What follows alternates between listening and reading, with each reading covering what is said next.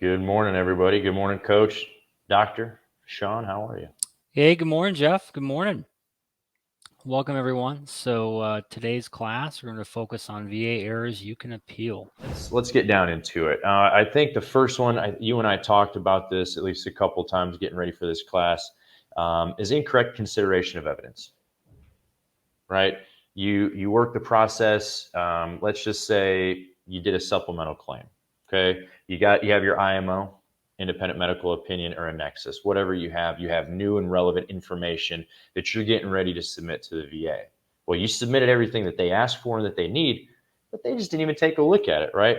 So that's kind of the case with some nexus letters, whether it's a DBQ from a private medical doctor or we Telemedica, right? They're in our network of independent medical providers. They provide some documents such as that, and if you submit that to the VA, and then the VA sends you back one of those AMA decision letters, and they say not good enough, then what do? Well, like you were talking about, we have the ability to do an HLR or to do another supplemental claim. So if you submitted a document and the VA says, well, it doesn't contain the information that we're looking for, however, it does, right? We got to remember that that private IMO is going to carry a little bit more probative value, right? I think probative value, me being a Marine, sometimes you got to look up these big words, right? That's a joke, everybody. But the probative value, what that means in VA talk, I took this directly from their website. It says that it has sufficient weight, either by itself or in combination with other evidence, to persuade the decision maker about that information, right? So does your information that you provide give them enough information with which to decide on? And your IMO is going to do that. It should, if it is done correctly, right? The other thing I would say is that if the VA examiner is just not like they're not addressing anything in your letter, anything in your evidence, or they're just picking and choosing what they want to see and what they want to hear. These are the things. So when I'm talking about these are the ideas, these concepts are things that you can appeal, right? You can write them in a higher level review letter, right? You can petition on 2148 or 4138 if you need to put it in a statement and lining it out and saying, hey, I submitted A, B, and C to you, and they just didn't take into account any of that information. So then the next thing I would say is that they didn't document the evidence provided. I work with individuals, and I've had a couple of my clients that they literally come back to me and say, I turned everything in, I still got denied. They're saying that they didn't receive my information.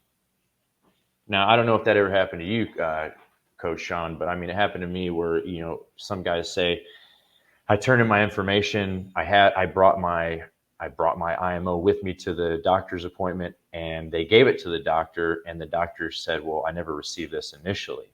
So that could be an issue with the information system, like you uploaded it, whether you did a fully developed claim, whether you faxed it, whether you did the centralized mail portal. So it could be that, but it could also be the fact that they just didn't even read it. So those are the first two concepts getting into it. And then also a bigger piece, this is a big piece, not getting the information that is necessary. So problems obtaining the necessary information. So going into that a little bit, what is that? I know when I did my first claim, I thought, hey, I need to submit all my medical record. And I did. I submitted all of my medical record, right? No, I just needed to submit the information that they asked for, that they're needing, right? The one that says that there's a diagnosis. And if it is in your STR or your SMR, right, your service medical or your service treatment record, it's going to have that date, time group that says, rhinitis or broken leg, plantar fasciitis, right? So that's the documents that you need. You don't need to provide them all the information, but if you get into it and you don't have that information, I know a lot of the time us veterans never went to medical, right? It's, fake it till you make it, suck it up, take 2 ibuprofen, change your socks, and you'll be healed. At least that's what they told us in the Marine Corps. But the biggest thing to know that the VA, they have a duty to assist. Okay, the duty to assist is they have access to your DD 214, and they have at least if they'll try. I think they say at least two times to make an attempt to get your medical record if you haven't provided that to them. Now, there's other cases too. I don't know if you've ever had this, Coach Sean, where individuals have, let's say, there's like an issue with, well, there's this thing at this time. It was due to a security clearance issue, whether it's a nuclear sub or it's like experimental or something like that. There may be an issue with records. The VA, of course, you have to authorize them. That's why you have to fill out I think it's a 4142A or whatever, the release of authorization to allow the VA then to go on your behalf to either get those private medical records or to have to go to the service that you're requesting. I know there's time frames, reporting time frames that, hey, I'm looking to get information from the U.S. Coast Guard regarding some operation back in 1992, for example. I don't know. Well, the VA can do that, but you have to understand that the Department of Veterans Affairs is a lot different than the U.S. Coast Guard, and they may have to go through at least a couple of channels to see if they can even get those records. Sometimes they're successful, sometimes they're not. So there is the release of authorization and information gathering by the VA on that regard. Do you have anything to add to those first three things that we went through with regard to not reviewing the evidence properly, or the document isn't they're not using all of the evidence or partial evidence or even obtaining of that evidence? Do you have anything to add to that, brother?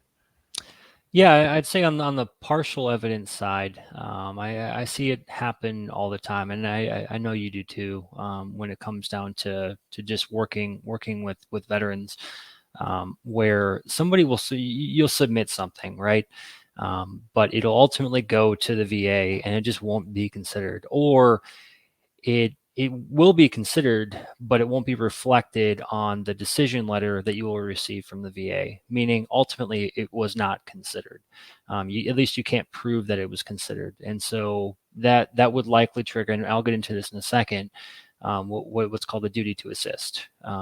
Or it'll trigger another compensation and pension examination because of a faulty exam. Because ultimately you're due your fair shake when it comes down to being thoughtfully reviewed for consideration. And when it comes down to the independent medical opinions having more probative value, this is all about service connection, right?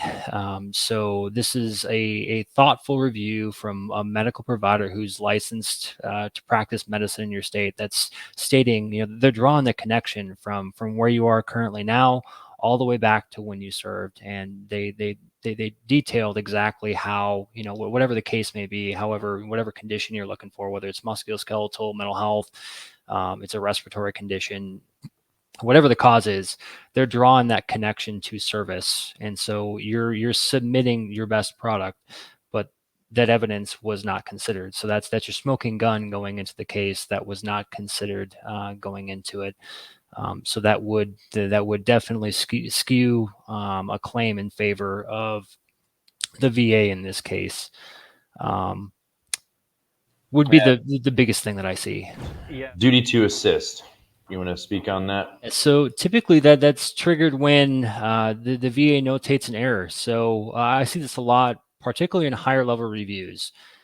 So you file a higher level review, there was an error noted in the process, and the VA recognizes it, and ultimately it's going to trigger some kind of examination, whether that's in an acceptable clinical evidence exam, an ACE exam. So they already had everything they need. They don't need you to show up for an exam. They're just going to review all the documents that were there, and they can make a determination, and that's good. Or there was a fault that was done in your compensation and pension examination, and they have to send you back through the process. And typically, veterans are thrown off by this. At least I've seen it a lot. When they see, oh, I'm getting another CMP. Why is this happening? Well, typically your claim is denied for a reason, and it's because of the CNP. So if you're getting denied and you're having to go through the process again, it's not a bad thing. It's typically a good thing to go back through the process, and especially if you're working with someone, then you know exactly how to prepare for it, what to expect going in, all of that. That's my 2 cents, Jeff. I never got a C&P date. What if somebody, they never got an advisement letter from the VA stating, hey, we need a statement in support of claim, or you didn't fill out your stressor statement, or we need more evidence, right? Have you ever had anybody with the C&P date just not getting anything? For Just flat sure. out denied. And it was first time filing too, not even needing a supplemental or anything, just a first time filing, automatic denial, and that triggers a duty to assist. Let's talk about failure to use required devices or medical exams that we would consider invalid. What's that protractor thing he called? What do you think on that? Yeah. So we'll talk a little bit about the invalid medical examination. So, Jeff, what you're talking about is a goniometer. So for your musculoskeletal conditions, that's the required device. For most of these conditions, they're based on range of motion, which measures your degrees of movement from the norm, and then they bend you and move you to the point of discomfort. And so, if you don't use the device, how can you measure that? And so, if you're walking into a compensation and pension examination and they're just eyeballing it and they write down a number, that doesn't do you any justice. And No. so, where I would caution veterans, and that's where working with a coach is handy.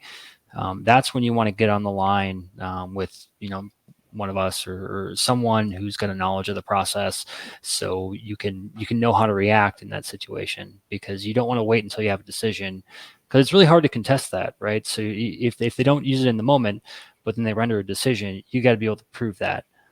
You can do it in the moment, so you can go and you can call either the contracted examiner or the VA itself, report it, make it note in your claims file, do 4138, do a personal statement to document it. Or if you brought a spouse in, you can have them do a sworn statement and document it as well. There's a few ways to skin the cat on that one. But ultimately, if they don't use the device, you have to be able to prove it at that time before they make the decision. Otherwise, there's no double jeopardy. And double jeopardy. Let's speak on that one. That's an interesting concept to me, because I have some individuals that have issues with that as well. Yeah, I noticed it a lot. So we talked about it here, in terms of the denial, but it also works in terms, especially for rural veterans, where, and it's not always the case, but I see it a lot, and you likely do too, Jeff. When it comes to rural vets where you have limited access to providers, where they'll send you back to the same provider where you were previously denied. So that triggers a double jeopardy, right? So ultimately, you're not getting your fair shake. You've got someone who either previously denied you, or you got a previous rating from them, so they rated you at whatever percentage. So they're going to look at their own work from last time. What's the incentive other than to copy and paste? They're going to trust themselves versus looking and necessarily getting an unbiased view of the veteran. So that would be a cause for a new C&P evaluation. The last thing that we were going to talk about, failure to notify you of required evidence. So I typically see this with mental health claims, particularly PTSD. You're required to, when you file for post-traumatic stress, you're required to fill out a form that documents your stressor event, which is called a VBA form 21-0781. It's just a form that documents where you went, what you did, and how you were, or what was the cause of your stressor. What's the thing that keeps you up late at night that causes your mental health symptoms. So the VA can investigate it further. Well, they can trigger a C&P exam without it. Ultimately, they can bring you all the way through the process and deny it without ever receiving that form. Then you get denied without ever actually getting the form that was required. Or the VA can also send multiple requests to the veteran, and it just doesn't go anywhere. So I would caution veterans on both fronts. If the VA is asking you for something, it's usually for a reason. However, when the VA has not asked you, that's where that decision letter is key, and that's where having someone to review that decision letter is with a knowledge of the process is helpful, because you got to be able to pick it apart on what all the requirements are, and if they didn't do their job, if you filed for something and it was not required through the process and you were denied for a very specific reason, that's where you are due a fair shake. Outstanding. No, I like it. I appreciate that. I think that's a great stopping point. Appreciate y'all. Have a great rest of your afternoon. Thanks for your time. Be well.